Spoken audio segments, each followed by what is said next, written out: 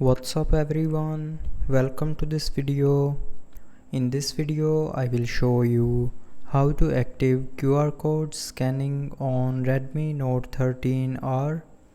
So first of all, swipe down and here you will see this scanner icon. So if you don't find this scanner icon here, then click on edit and from here add the scanner icon to the shortcut menu. Now go back and click on this icon. Now it will open the QR code scanner. Now scan your QR code, and when you will scan the QR code, it will open the link of the QR code. Now you can copy the link or you can tap on open in browser to open this link.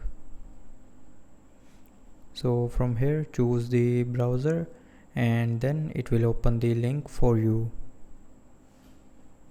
So that's how you can active QR code scanning in Redmi Note 13R.